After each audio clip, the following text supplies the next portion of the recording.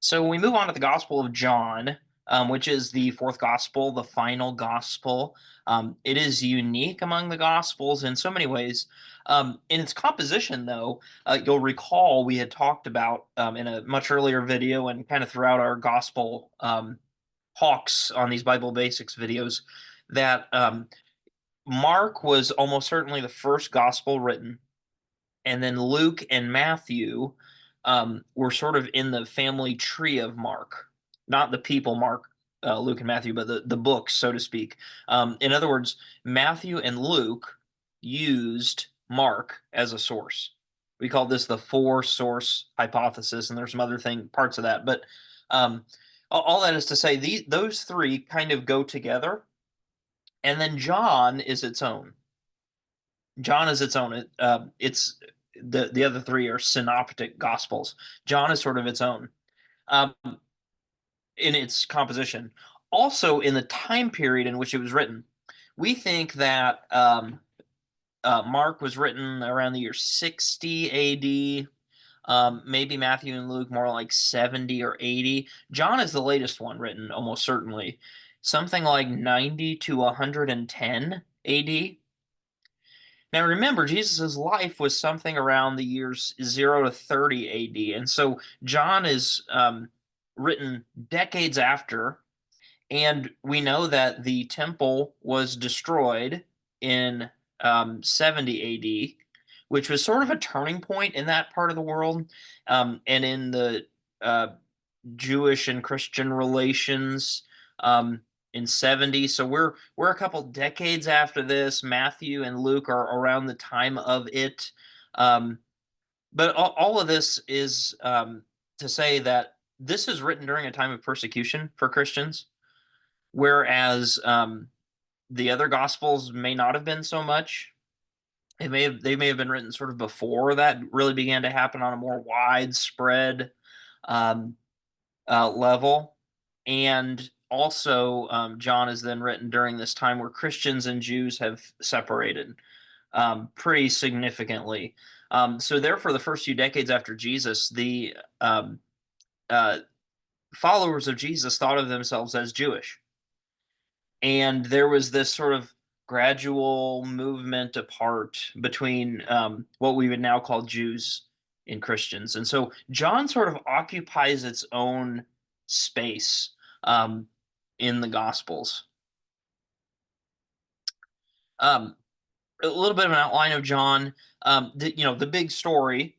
Jesus came and enacted miracles and healed people and taught people, and then he died and rose from the dead. I mean, and that's the big story is the same.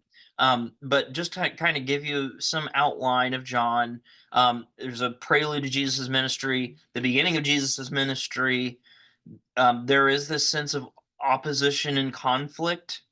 Um, uh, there's what we call the farewell discourse, which we'll get to in a different video, which is unique to John.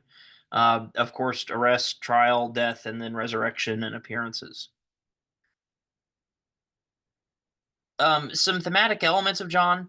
There's these I am statements. I am the vine. I am the door. I am the good shepherd. Um, Jesus doesn't really tell parables in John as much as he does in the other ones. Um, but these are sort of parable-ish, right? They accomplish similar things. He uses these earthly things. I am a door to explain eternal matters.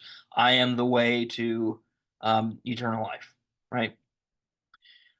Jesus in John has this sense of being sort of mysterious, otherworldly, more so than the other gospels. He has that, of course, in the other gospels, but more so in John, I would argue. Um, in fact, he says, "My kingdom is not of this world." He says that to Pilate. He only says that in John. Um, he's got this sense of mystery around him, as if he's here, and but we can only grasp up to here. There's just something we don't quite get.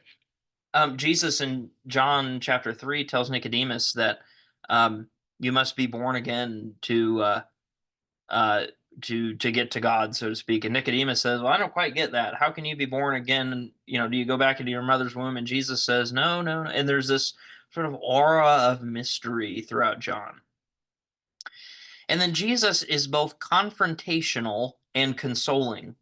So he's confrontational to the religious leaders, and he's consoling to the people who are on the margins. Um, Definitely is that in other gospels too, but maybe more so in John. So authorship of John is just kind of interesting. It's not synoptic. We know it's not in the direct lineage of Matthew, Mark, or Luke.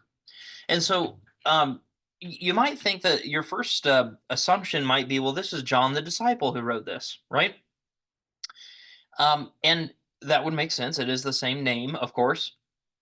But when you do a little bit of further digging, you have to ask yourself, well, gosh, if Jesus lived from about the year 0 to about the year 30-ish, you got to think the disciples were all more or less the age of Jesus.